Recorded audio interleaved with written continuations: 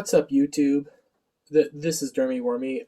This is probably going to be the fastest review of Sandman I do. I don't know what I just watched. I just wanted to bust it through, and honestly, even me trying to bust it through, I don't know what the hell happened. Even if I was watching every moment like I do with the other ones, I don't know what happened. I can't tell you what happened. It was like a CW's wet dream. It was like when Az from Heel versus Babyface, shout him out though, love the man, when he does his Batwoman reviews, it just stuff starts happening. And as he slowly starts to fade away in his reviews, it's what the hell? Seriously. I'm sitting here, I'm looking at my Master Gundam, which I finally finished. Oh, look at that. Look at that boy. I got Rengoku and what's his name right here. I have other Gunpla that I'm looking at thinking, these just standing here make more sense than what the heck I'm watching.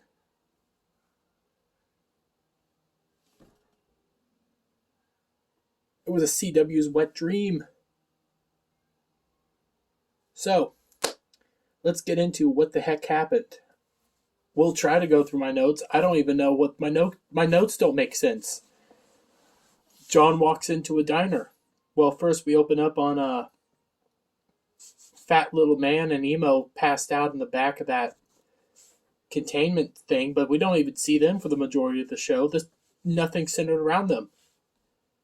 It was pointless. John walks into a diner. He's greeted by Bet, one of the people at the diner. I don't even remember half these people's names. They weren't that important. So we're going to call her a server. She's greeted by the server. Server tells him to go take a seat. He goes and takes a seat. Server comes up to him, gives him coffee. And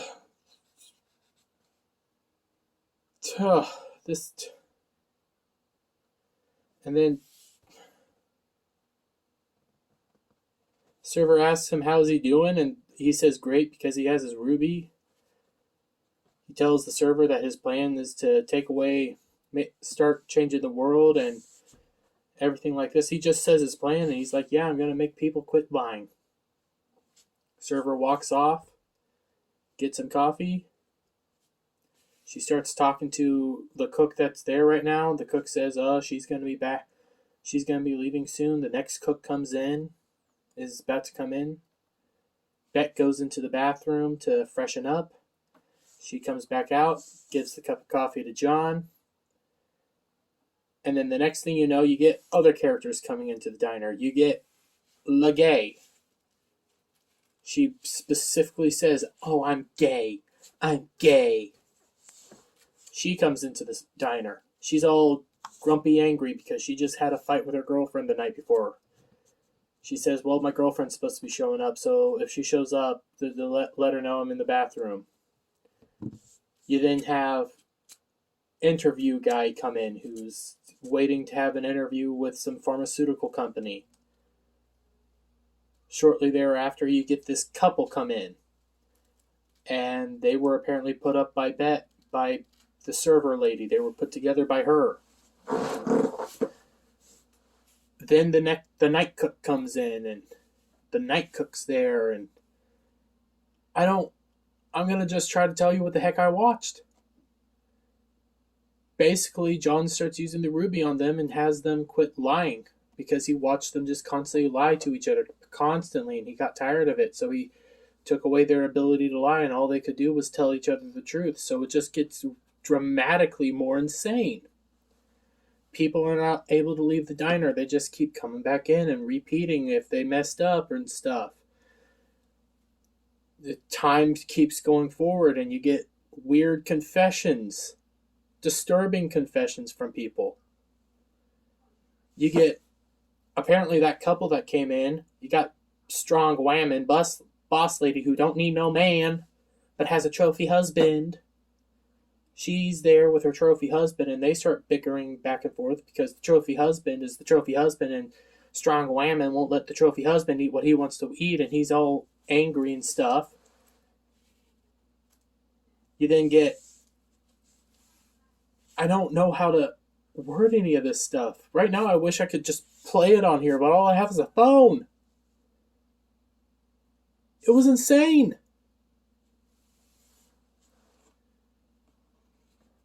I'll just start.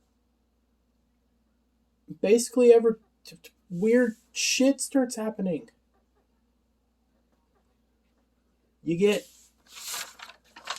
I just started writing stuff down. Apparently, the couple's been together for 5 years, but they don't like each other that much.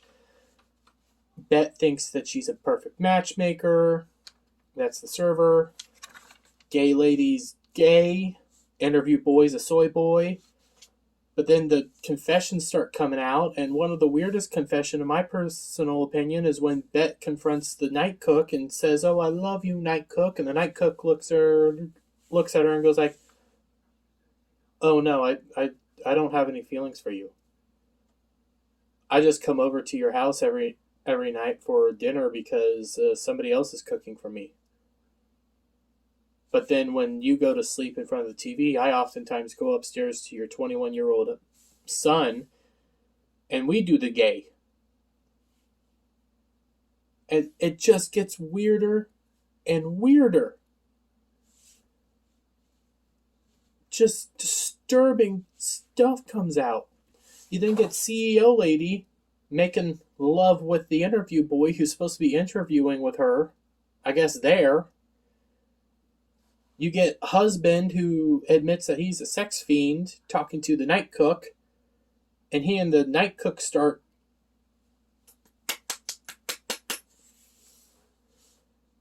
You then get frickin' La Gay and the server lady doing, and John's there just watching the mayhem unfold because of his Ruby, because he took away everybody's ability to lie and stuff. Well, then stuff just starts getting even weirder. Because then husband confronts soy boy interview guy. Because soy boy interview guy, did the with his wife, who's CEO boss lady. And he starts strangling soy boy, but soy boy kills him in self-defense. And then everybody's going like, "Oh my god, why'd you kill him? Why'd you kill him?" And it's like, "I killed him in self-defense." What the?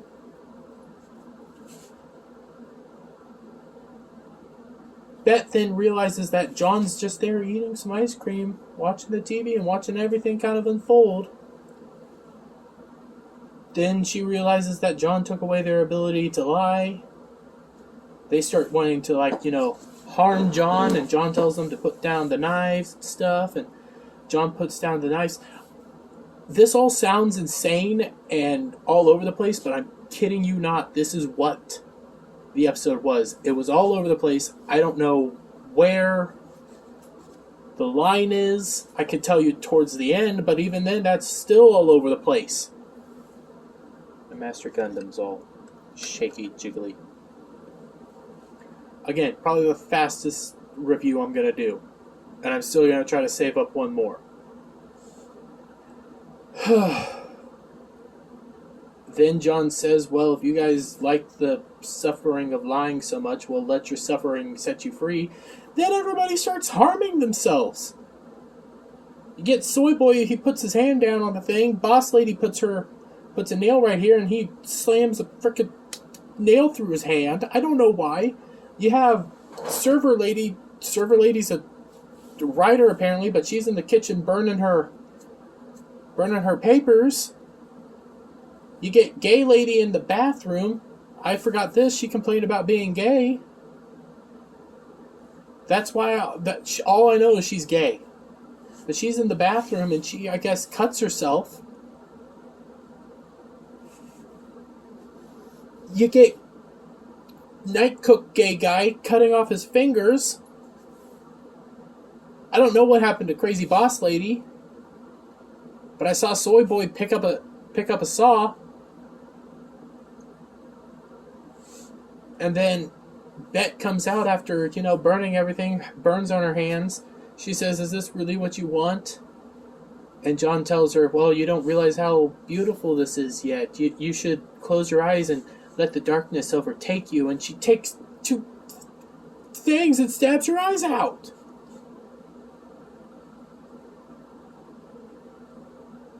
Then John starts asking questions about, well, what's my future? What's this and that? And then apparently the Fates show up. They start telling John's past, present, and future, and says, "Oh, you're destined to kill the dreamer. You're destined to kill the dreamer." Then Emo walks in. Looking all emo.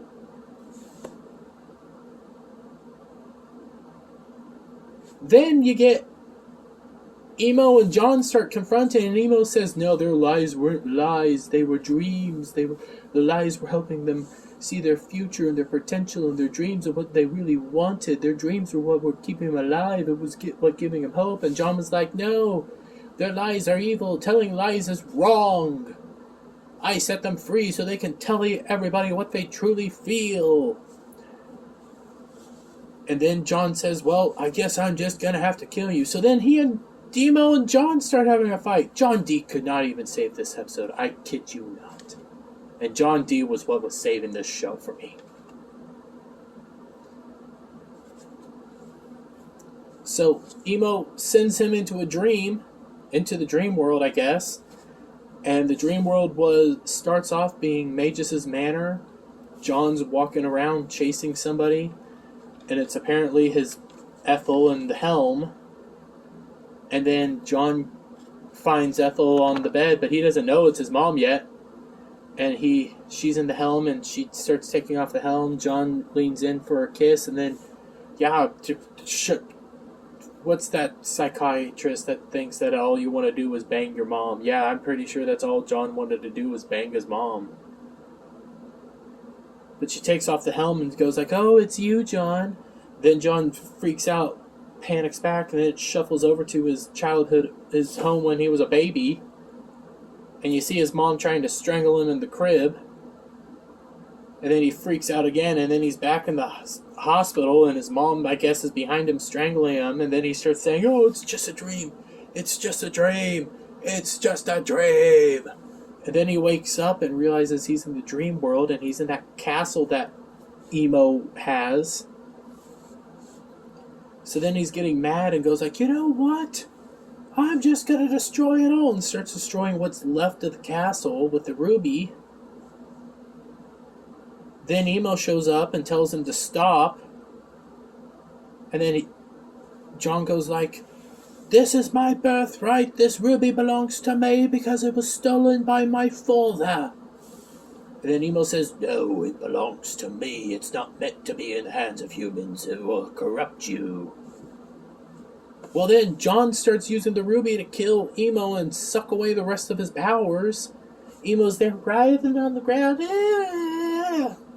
And then as John starts getting closer, he starts constantly talking about, "This is my birthright. I'm going to make a better world, and it's going to start by taking away you and all the dreams." And then he gets close and says, "Oh, I'm going to do it now." And he destroys the gem, the ruby.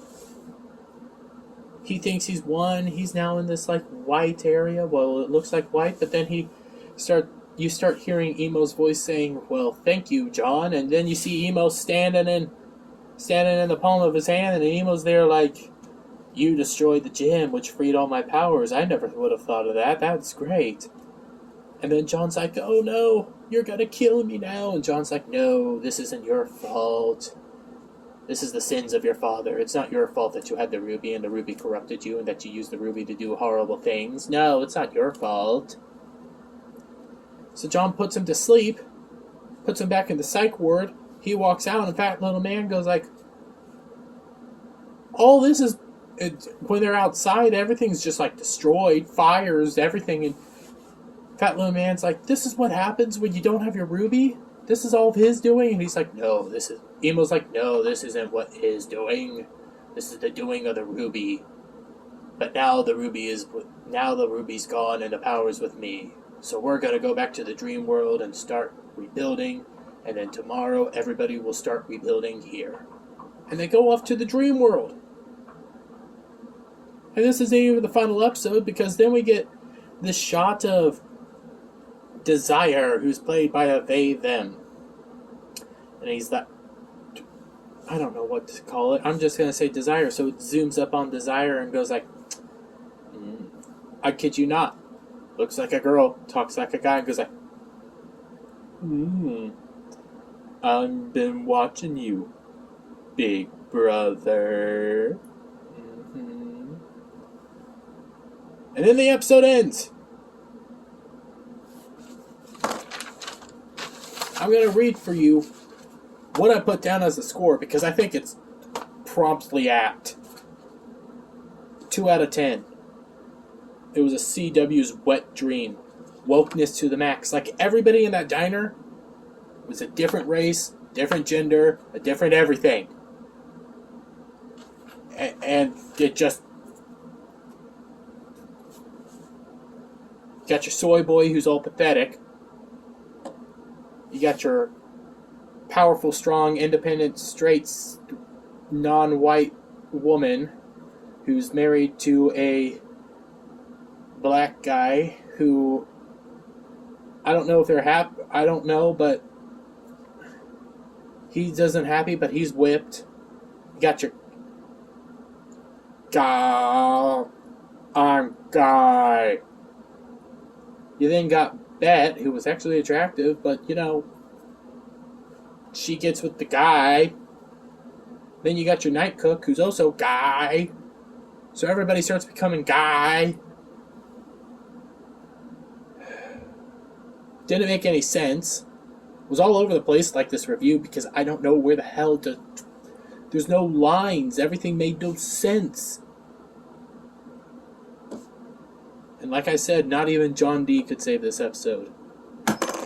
Now he's gone, so I don't know how the rest of the series is going to act. So I gave it a 2 out of 10. It probably deserves worse. It probably deserves to be thrown into wood chipper and never seen.